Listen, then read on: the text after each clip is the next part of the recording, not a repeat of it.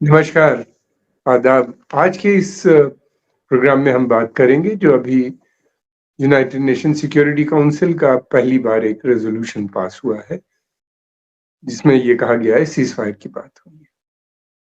कहा सीज़फायर होना चाहिए और साथ में जो हमास ने होस्टेजेस को यानी लोगों को जो बंदी बना रखा है, उनको भी फ़ौरन छोड़ना चाहिए और अ, यानी सीज़फायर हो और फिर उसके बाद ये हो।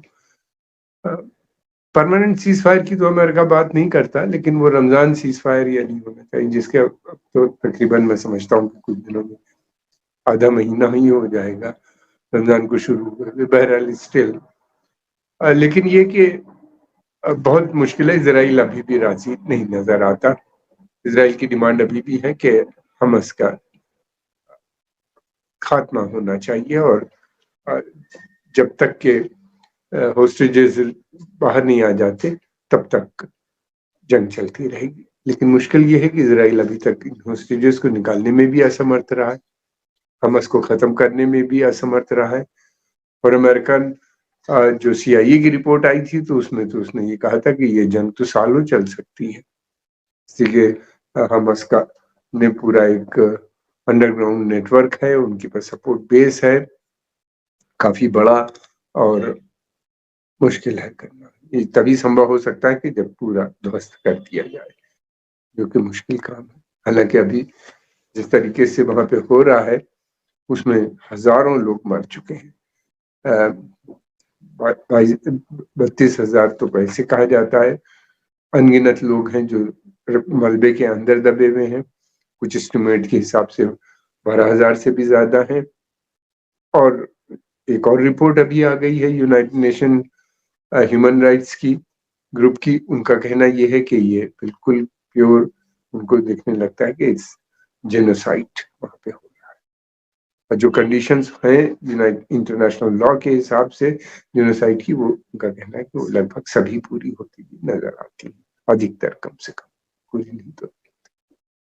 दूसरी तरफ ये भी है कि ये उनका कहना ये है कि इंटेंट यानी ये सोच समझ के इज़राइल लोगों को की हत्याएँ हो रही हैं, बेगुनाह लोग जो मर रहे हैं, ये एक सोची-समझी साजिश का नतीजा है।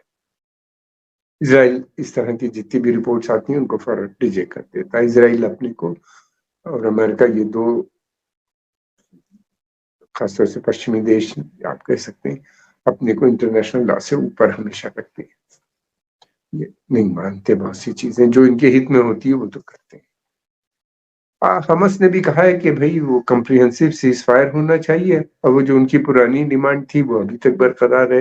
रिलीज़ होनी चाहिए फ़िलिस्तीनी सोल्जर की। पहले शुरू में तो वो कह रहे थे साढ़े 7,000 से भी ज़्यादा है उन सबका, या लगभग 7,000 के इज़राइल अपने जो उसकी सेना है उसको विथड्रॉ करना चाहिए और जो लोग वहाँ से अ, निकल गए हैं, हट गए हैं वहाँ से, डिस्प्लेस्ड हैं जंग के कारण, युद्ध के कारण, उनका वापस आना चाहिए। फिर उसके बाद ये भी है कि लगभग 130 होस्टेजेस अभी कहा जाता है कि उनके पास हैं। ये होस्टेजेस की बड़ी संख्या थी, 200 लगभग 253 के करीब थे, जिसमें से बहुत से लोग मर चुके हैं, कुछ रिलीज भी हो चुके हैं इससे पहले। और हमास ने इज़राइल के अंदर, इज़राइल का कहना यह है कि 1200 लोगों की हत्या की, जिसमें अधिकतर बेगुनाह लोग थे। हालांकि कुछ सेना के भी लोग थे जिनको ये लोग वहां से बंदी बना के लिया है। वो भी एक दर्दनाक वाकया था, जिसका सारी दुनिया ने खंडन किया, भारत समेत। भारत ने भी इसका, भारत का मानना यह है कि भारत कभी भी आतंकवाद को एक्सेप्ट नहीं करता। अब ये है कि रेजोल्यूशन तो पहली दफे पास हो गया, जिसमें 15 मेंबर होते हैं यूनाइटेड नेशन सिक्योरिटी काउंसिल के, जिसमें से 14 ने इसके पक्ष में हुए वोट किया है सीज फायर और रिलीज ऑफ होस्टेजेस की। लेकिन ये है कि अमेरिका ने इसका एब्सटेन किया, इसके खिलाफ वोट नहीं किया, वीटो का इस्तेमाल नहीं किया, जो इससे पहले 3 बार कर चुका है यूनाइटेड नेशन में जब भी सीज फायर की बात इजराइल अमेरिका से नाराज भी नजर आता है काफी। गौरतलब बात यह है कि अमेरिका दुनिया में किसी भी देश पे डिपेंडेंट नहीं, मगर एक देश ऐसा है जिसके ऊपर अमेरिका की निर्भरता बहुत नजर आती है, वो है इजराइल। इजराइल न केवल अमेरिकन इंटरेस्ट जो है, यानी तेल, अमेरिकन हित जो है वहां पे इस पश्चिम एशिया में सबसे बड़ा तेल है कि तेल की सप्लाई लगातार बननी चाहिए। हालांकि बहुत सी बातें हम सुनते रहते हैं कि निर्भरता खत्म हो गई अमेरिका की, लेकिन अभी भी वो तेल इंपोर्ट कर रहा है। तेल का इंपोर्ट ही नहीं बल्कि उसके साथ साथ तेल का कारोबार भी उसकी कंपनीज के पास है, जिसका $1 ट्रिलियन से भी अधिक का बिजनेस होती है। तो इस तरह से बहुत इम्पोर्टेंट हो जाता है तेल। तेल न केवल ऑटोमोबाइल यानी मोटर, कार, इन सब के अलावा बल्कि इंडस्ट्री में भी इसका इस्तेमाल है, हीटिंग में भी इसका इस्तेमाल है। फिर इंडस्ट्री के अलावा इससे बहुत से बाई प्रोडक्ट बनते हैं, तो फर्टिलाइजर भी इसी से बनता है, और एक लंबी लिस्ट है। फार्मास्यूटिकल दवाएं भी इसी का बाई प्रोडक्ट नजर आती है, उसमें भी इसका यूज होता है किसी न किसी फॉर्म में। बहरहाल ये एक लंबा, तो उसके लिए फिर दूसरी बात ये कि अमेरिका को जिस चीज से खतरा होता है इसराइल उसके लड़ता है। ये जैसे जब सोवियत यूनियन था तो इंटरनेशनल कम्युनिज्म के खिलाफ इसराइल ने एक लंबी लड़ाई लड़ी, और इंटरनेशनल कम्युनिज्म का जो समर्थक ग्रुप था अरब देश में, वो अरब नेशनलिस्ट थे, उनसे लंबी लड़ाई लड़ी। अब वो और उनको हराया भी 67 की वार में। ना सिर्फ इजिप्ट के हारे, सीरिया ये सब कमजोर हो गए, खत्म हो गए बिल्कुल धीरे धीरे। इजिप्ट ने तो संधि कर ली, जॉर्डन ने भी इसराइल से साथ बातचीत और संधि कर ली, अमन शांति कायम कर लिया। दोनों बड़े घनिष्ठ संबंध हैं दोनों देशों के इसराइल के साथ, और अमेरिका के एड पे डिपेंडेंट है। दूसरी तरफ ये भी है कि इसराइल की अमेरिकन पॉलिटिक्स में बहुत बड़ी सपोर्ट बेस है। उसका जूइश लॉबी जो है वो बहुत पावरफुल लॉबी है अमेरिका के अंदर। इसीलिए अमेरिकन जो भी प्रेसिडेंट होता है, बाई पार्टीजन सपोर्ट होती है इसराइल को, चाहे वो रिपब्लिकन हो या डेमोक्रेट। दोनों पार्टी, यही दो पार्टी के प्रेसिडेंट बनते हैं वहां, यही दो बड़ी पार्टीज है जो इलेक्शन लड़ती हैं। जो भी बनेगा वो इसराइल को, उसको हमेशा कंसेशंस देने ही पड़ेंगे जब भी आएंगे, एक के बाद एक। ट्रंप ने तो पता नहीं कितनी कंसेशंस दी, यहाँ तक कि उनके जो बहुत से सेटलमेंट थे उनको भी मान्यता दे दी, एम्बेसी भी शिफ्ट कर दी जेरूसलम में, जो जिसके खिलाफ था, जो कि ऑक्युपाइड टेरिटरी मानी जाती है। बाद में उन्होंने कहा कि हमने वेस्ट जेरूसलम में शिफ्ट की है, ईस्ट में नहीं किया है। इस तरह की बात, गोलान हाइट्स को भी मानते हैं वो। और फिर उसके बाद टेक्नोलॉजी ट्रांसफर भी लगातार रहता है, economic support, diplomatic support, veto का करना, अमेरिका हमेशा इस तरह से सपोर्ट। इसका कारण यह है कि जूइश लॉबी वहां पे ऊपर एक तो मीडिया में बहुत पावरफुल है, और जो भी इसके खिलाफ बोलता है इजरायली है उसको एंटीसेमेटिक कह के ये खत्म कर देती है, उसका कैरियर ही खत्म हो जाता है। दूसरे ये कि ये फिल्म इंडस्ट्री जो मीडिया का एक पार्ट है, उसको भी इसमें ये बहुत डोमिनेटेड है। फिर उसके अलावा ये भी है कि ये बैंकिंग में भी इनका बहुत बड़ा रोल है, और डिफेंस इंडस्ट्री में भी, क्योंकि वॉर चलती रहती है, टेंशन इसराइल क्रिएट कर देता है, उनका वेपन सिस्टम बहुत बिकता है। मिडिल ईस्ट एक बड़ा वेपन सिस्टम का बायर है, तो इस तरीके से इसराइल बहुत इम्पोर्टेंट। फिर उसके अलावा ये भी नहीं, बल्कि इलेक्शन ईयर है, इसमें वो फंडिंग भी बहुत करते हैं, दोनों पॉलिटिकल पार्टीज को ह्यूज फंडिंग जूइश लॉबी है, जूइश बिजनेसमैन है जो वहां पे करते हैं।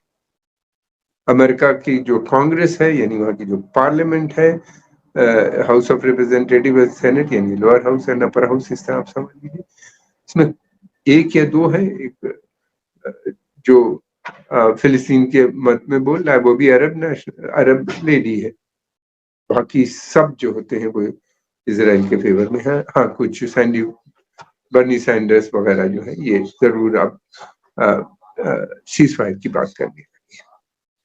हालांकि ज्यूश पॉपुलेशन अमेरिका के अंदर बड़ा सेक्शन जो है वो युद्ध के खिलाफ नजर आता है, और वो बार बार कहता भी है कि जंग बंद होनी चाहिए।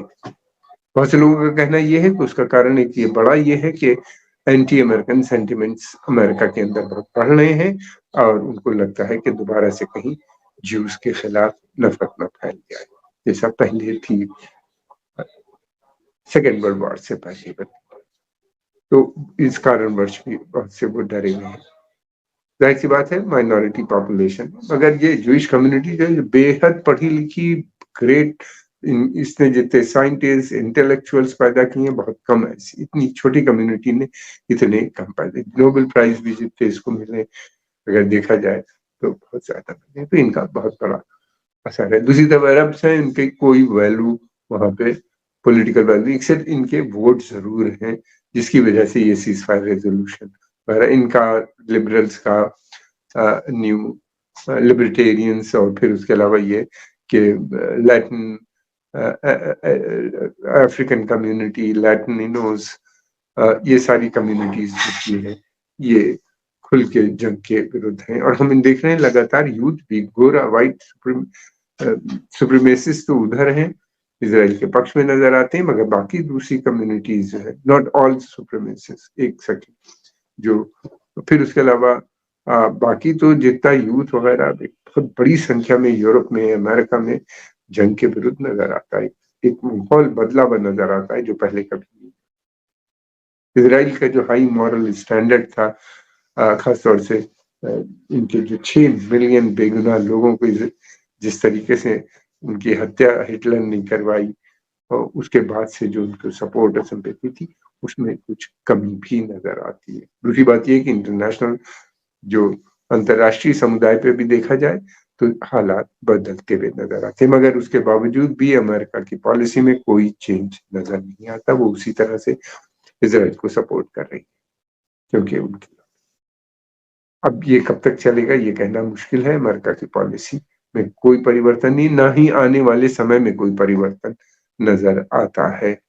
हालांकि ये है कि जो पीस निक्स है, ये जो पीस के समर्थक हैं इसराइल के अंदर और जो सपोर्ट कर रहे हैं कि टू नेशन थे, अमेरिकन बात जरूर करता है टू स्टेट सोल्यूशन की, फिलिस्तीन एंड इसराइल जो है ये दोनों साइड बाई साइड मिलजुल के वहीं पे रहेंगे, लेकिन कभी कोई प्रेशर उन्होंने इसराइल पे नहीं डाला। इसराइल कोई ना कोई बहाना बना के कभी पीस, जो ओस्लो पीस अकॉर्ड है उसको नहीं किया, बल्कि उसने गाजा के ऊपर भी, वेस्ट बैंक पे भी, इस जेरूसलम पे भी, और उसके ऊपर पूरा कब्जा करने का उसका प्लान नजर आता है। और वो धीरे धीरे ये 2 रेजोल्यूशन बहुत इंपॉर्टेंट है, एक तो सीज फायर को लेके और दूसरे यूएन ह्यूमन राइट्स का।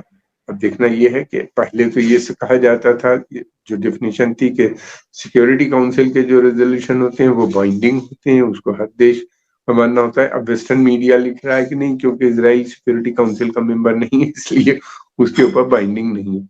यानी दोहरी पॉलिसी, यूरोप के और अमेरिका के लिए एक पॉलिसी और इजराइल के लिए, ये तीनों के लिए एक पॉलिसी और बाकी देशों के लिए दूसरी पॉलिसी है।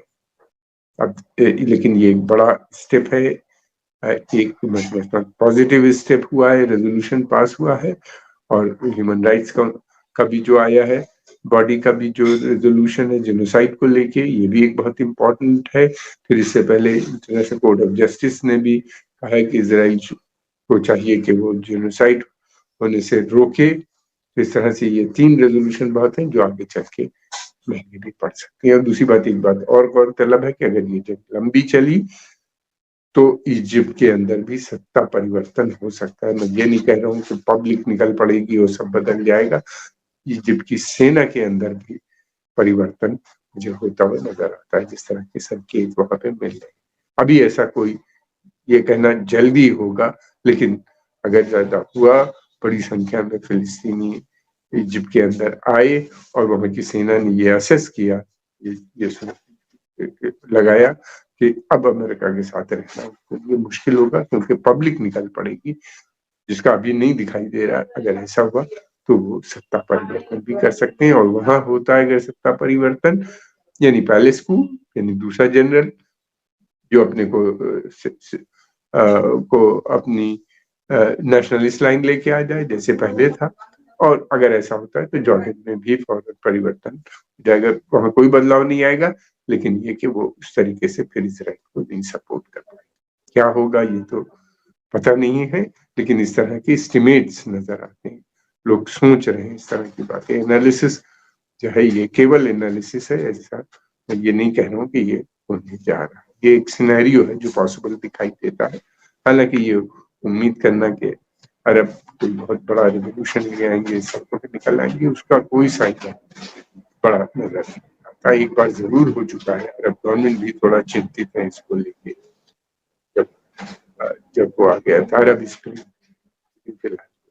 आज के इस पॉडकास्ट में की बात करेंगे, जल्दी एक दूसरा पॉडकास्ट। हम आपके आभारी हैं, अपने समय निकाल के इसको देखा। अगर आपको पसंद है तो लाइक, सब्सक्राइब और प्रोमोट कीजिए। धन्यवाद।